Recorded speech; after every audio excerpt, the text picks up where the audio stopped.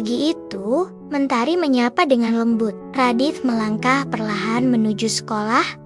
Bekal sederhana tergenggam erat di tangannya. Di balik langkahnya yang kecil, tersimpan rasa ragu yang besar. Tatapannya tertuju pada gerbang sekolah yang berdiri kokoh di hadapannya. Suara tawa anak-anak terdengar samar, namun hatinya justru dipenuhi kegelisahan.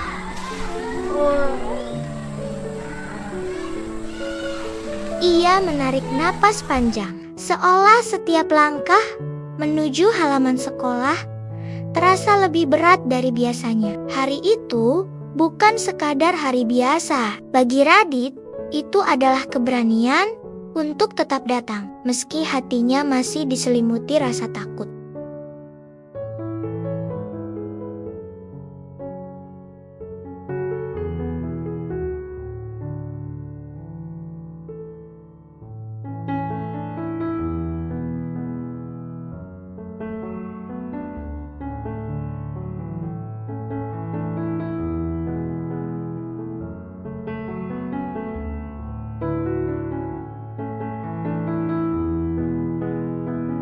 Empat anak tiba-tiba mendekat. Langkah mereka pelan, namun tatapannya penuh maksud yang tak baik. Mereka saling berbisik, menyusun rencana kecil yang menyimpan kejahatan besar bagi hati seorang anak. Sebelum Radit sempat melangkah mundur, satu tangan merampas bekal yang ia genggam erat sejak dari rumah. Kotak makan itu terlepas, lalu dilempar begitu saja ke tanah.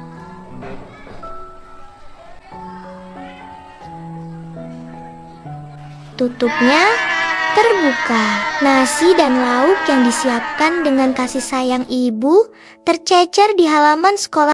Radit terdiam. Matanya menatap bekal yang berserakan. Perlahan ia berlutut, memunguti satu persatu dengan tangan gemetar. Bukan hanya makanannya yang jatuh, harga dirinya pun terasa ikut runtuh. Namun di balik diamnya ada luka yang tak terlihat, luka yang tak seharusnya ditorehkan oleh teman sendiri.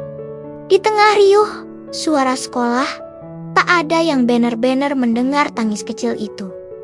Radit merasa sendirian, seolah dunia begitu luas, namun tak ada tempat yang aman untuknya bersandar. Hari itu, yang terluka bukan hanya perasaannya, tetapi juga keberaniannya untuk percaya pada teman.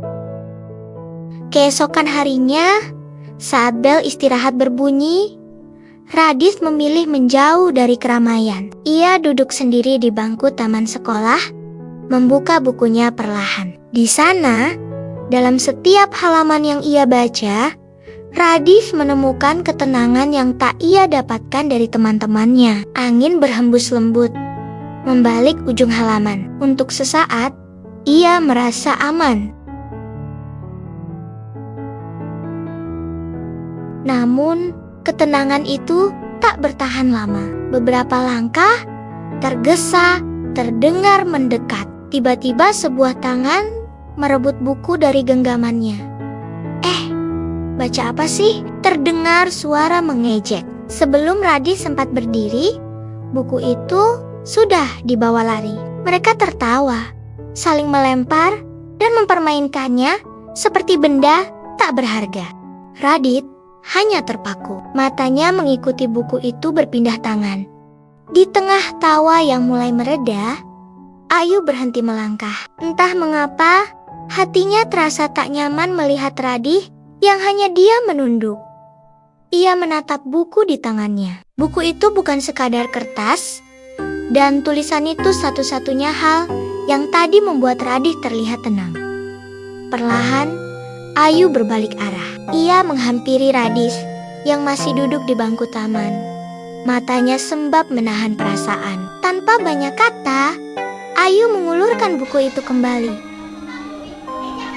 Bel masuk berbunyi. Radit melangkah pelan menuju kelas, menggenggam bukunya erat, seakan itu satu-satunya pelindung yang ia punya. Baru beberapa langkah memasuki pintu, tiba-tiba sebuah kaki terjulur.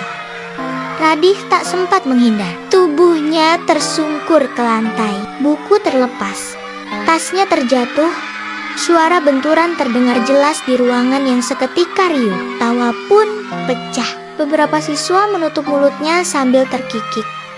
Sebagian lainnya torang-toranggan, menunjuk dan mengejek.